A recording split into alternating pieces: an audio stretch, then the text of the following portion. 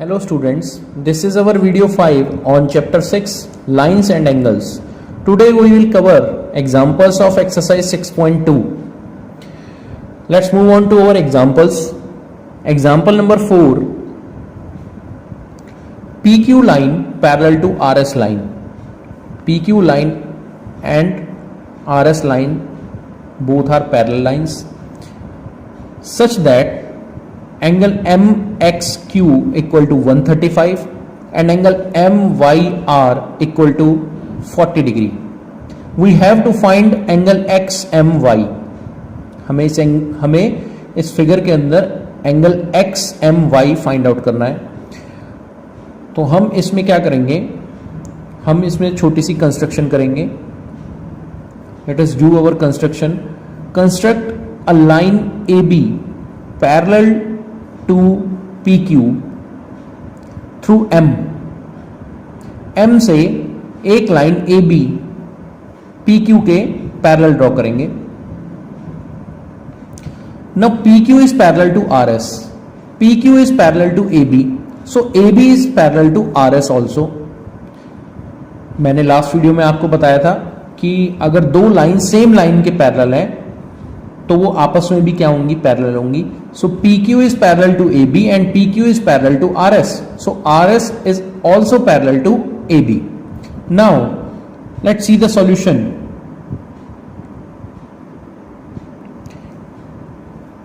AB parallel to PQ, AB is parallel to PQ and PQ is parallel to RS, PQ is parallel to RS, therefore AB is parallel to RS. Now AB is parallel to RS and MY is transversal. You can see here AB is parallel to RS and MY is transversal. So this angle MYR and angle BMY alternate interior angles. We have studied in video 4. Angle 2 and angle MYR is equal to angle 2 and angle MYR are alternate interior angles. So angle 2 is equal to 40 degree. Angle 2 equal to 40 degree alternate interior angles. Similarly, you can see here PQ is parallel to AB. PQ is parallel to AB. MX is transversal. MX is transversal. So angle 1 and angle MXQ are co-interior angles on same side of the transversal. And I have already told you that if two lines are parallel, then co-interior angles on same side of the transversal are supplementary. So angle 1 plus angle 1 plus 135 degree is equal to 180 degree. See here, angle 1 plus 135 equal to 180 degree. So angle 1 is equal to 180 minus 135, that is equal to 45 degree. Now angle 1 is 45 degree and angle 2 is 40 degree. We have to find angle XMY, that is angle 1 plus angle 2. So angle 1 plus 2 is equal to angle 1 plus angle 2 is equal to 45 plus 40, that is 85 degrees. So angle XMY equal to 85 degree. Let's move on to our next example. If transversal intersect two lines such that bisector of a pair of corresponding angles are parallel, then prove that two lines are parallel. Statement को दोबारा से समझेंगे. If a transversal intersect two lines, किन्हीं भी दो line को एक transversal line intersect कर रही है, such that bisectors of pair of corresponding angles, उससे जो कॉरस्पॉन्डिंग एंगल्स बनेंगे ट्रांसवर्सल से, उनके जो बाइसेक्टर्स हैं वो आपस में पैरेलल हैं, are parallel, then prove that given two lines are parallel. जो दो लाइन हमको गिवन थी वो दोनों आपस में क्या होंगी, पैरेलल होंगी. Let us suppose PQ and RS are two lines and L line is transversal line. तो कॉरस्पॉन्डिंग एंगल कौन कौन से होंगे, QXY corresponding angle, SYZ corresponding angle, इनके angle bisector XT and YU are angle bisectors of angle QXY and angle SYZ respectively. दोबारा repeat कर रहा हूं एक बार, आप ध्यान से समझेंगे. PQ and RS are two lines. L is transversal line. Corresponding angles QXY and SYZ and their bisectors are XT and YU. XT and YU are bisectors of corresponding angles. We have to prove PQ line parallel to RS line. हमें prove करना है कि PQ line RS line की क्या होगी, parallel होगी. तो यहां पे हम गिवन में क्या लिखेंगे, L is transversal intersecting PQ and RS. L जो लाइन है वो PQ और RS को क्या कर रही है, इंटरसेक्ट कर रही है, such that XT and YU are parallel. ये दोनों आपस में क्या दिए हुए हैं, पैरेलल दिए हुए हैं. आर बाइसेक्टर्स हैं ये, और ये आपस में क्या दिए हुए हैं, पैरेलल दिए हुए हैं. Angle 1 equal to angle 2, angle 3 equal to angle 4. Bisectors हैं तो ये एंगल इसके बराबर होगा और ये वाला एंगल इसके बराबर होगा. एंगल 1 एंगल 2 के इक्वल है, एंगल 3 किसके इक्वल है, एंगल 4 के. और ये XT और YU are parallels, parallel lines, ये दोनों हमें पैरेलल दिए हुए हैं. हमें प्रूव करना है कि PQ RS के क्या होगा, पैरेलल होगा. PQ and RS are parallel. Now see here, XT and YU are parallel. XT and YU are parallel, given है हमको. XY is transversal, this is our transversal line. ये दोनों पैरेलल हैं और ये हमारे लिए ट्रांसवर्सल हो गई. तो angle 2 equal to angle 3, why? Angle 2 equal to angle 3. Why? Corresponding angles.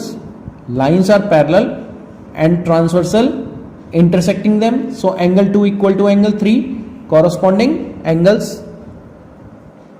Clear है? Now multiplying by 2 on both sides. So twice of angle 2 is equal to twice of angle 3. Twice of angle 2 is equal to twice of angle 3. Angle 2 angle 3 के equal था, तो उसका double जो होगा वो भी equal होगा. दोनों के डबल आपस में इक्वल होंगे. तो एंगल 2 का डबल क्या होगा, QXY, because XT is angle bisector. और एंगल 3 का डबल क्या होगा, SYZ, because angle YU is bisector of SYZ. तो एंगल 3 का डबल होगा ये पूरा का पूरा angle. Therefore twice of angle 2 angle QXY and twice of angle 3 angle SYZ. ये दोनों आपस में इक्वल हो गए. तो ये वाले दो एंगल जो हैं हमारे इक्वल हो गए, QXY और SYZ. But these are corresponding angles, these are corresponding angles and L is transversal for them. This equal to this angle equal to this angle, we have already proved. But these are corresponding angles and line L is transversal. L line क्या है, transversal है. तो मैंने converse बताया था कि अगर corresponding angle equal हो जाएंगे तो लाइंस भी आपस में क्या हो जाएंगी, पैरेलल हो जाएंगी. Therefore PQ line is parallel to RS line. PQ line RS line की क्या हो जाएगी, पैरेलल हो जाएगी. यही हमें प्रूव करना था. नेक्स्ट एग्जाम्पल पे चलेंगे. Example number 6. Given in this figure AB line, CD line and EF line. These three lines are parallel to each other. AB, CD and EF parallel to each other. EA perpendicular to AB. EA is perpendicular to AB. So this is 90 degree angle. And in figure you can see this is X, this is Y and this is Z, and this angle is given to us 55 degree. Now we have to find X, Y and Z. हमें X निकालना है, Y निकालना है और Z निकालना है. तो हम कैसे करेंगे इसको, आप देखेंगे जरा. AB और EF ये दोनों पैरेलल है. AB line and EF line is parallel lines. This is transversal. AE is transversal. AB and EF are parallel and AE is transversal. So angle BAC या angle BAE and angle FEC या angle FEA, this angle and this angle are co-interior angles on same side of the transversal. So 90 plus Z plus 55, 90 plus Z plus 55 equal to 180 degree. Why? Co-interior angles on same side of the transversal. So Z is equal to 180 minus 90 minus 55. So Z is equal to 180 minus 90 minus 55 will be 35. Z is calculated 35 degree. Now CD parallel to EF. CD is parallel to EF and this is our transversal. DE is transversal. So 55 plus Y equal to 180 degree. Again co-interior angles on same side of the transversal. This line and this line parallel to each other and this is transversal. So this angle and Y plus 55 is 180 degree. Same side co-interior angles on same side of the transversal. 55 को इस side ले जाएंगे. 180 minus 55 is equal to 125 degree. So Y is equal to 125 degree. Now again AB line and EF line parallel to each other. Sorry, AB and CD are parallel to each other and BE is transversal. Clearly AB and CD are parallel to each other and this line BE is transversal. X is equal to Y. Corresponding angles, both are on same side of the transversal. One is exterior and one is interior. You can identify these are corresponding angles. So X is equal to Y and Y is 125 degree. Therefore X is equal to 125 degree by corresponding angles. Lines are parallel, then their corresponding angles are equal. So X is equal to 125 degree. In next video we will cover exercise 6.2. Thank you.